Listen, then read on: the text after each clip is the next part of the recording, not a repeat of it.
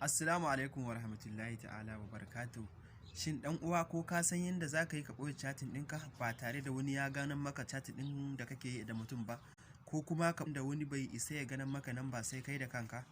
Saboda akwai wani lokacin da zai zo wani yana son ya karɓi warka kai kuma baka son ya ganin maka chat ɗin da kake yi.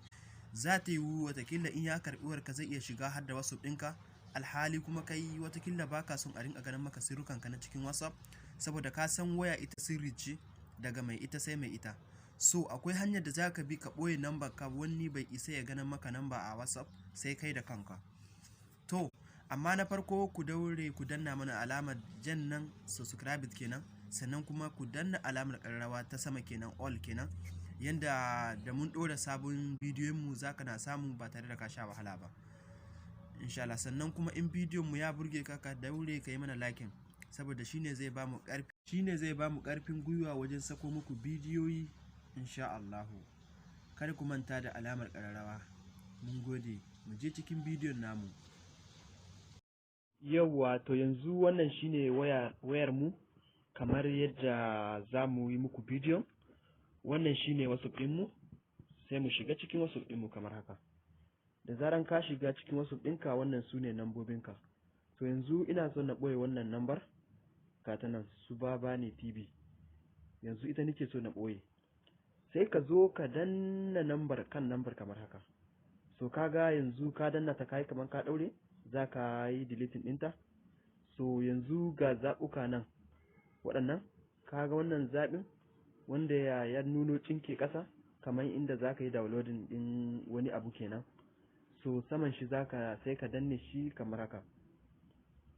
So yanzu namban ka ta ɓata. Kaga yanzu a da Subabane TV za ka ganta a setting nan wajen, a wannan setting. To yanzu babu ita, kaga babu number kuma ba za ka same ta ba.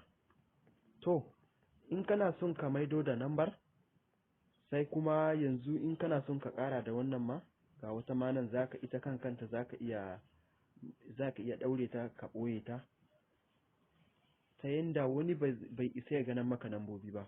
Ita ma in kana so za ka iya danne kanta haka, sai kuma ka danne a nan ɗin nan kenan. Yauwa, to yanzu sai abu na gaba. To ta ya za a yi ka maido da nambobinka in kana son kai chatting? Za ka zo inda ake yin searching ɗin nan, wannan gurin kenan, sai ka danne shi kamar haka. Sai ka zo sai ka rubuta sunan nambanka da ka ɓoye kenan. So ni yanzu na rubuta da Subabane TV kenan, Subabane TV kenan. So kaga yanzu sunan namban kenan, sai ka yi searching haka. Yauwa, kana yin searching ɗinsa sai ya nuno maka ga namba ka gata nan wacce ka ɓoye kenan kamar haka. So kun ga da yake ni nambar tawa komai ma tana da shi. Yauwa, to gashi wannan nambar, sai ka danna ta kuma kamar haka.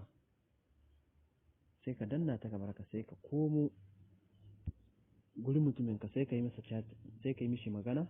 To bara na yi ma wannan lambar sallama, assalam kenan, sai in tura mishi. To yanzu bara ku ga in komo, za ku ga lambar ƙarshen sama, kun ganta?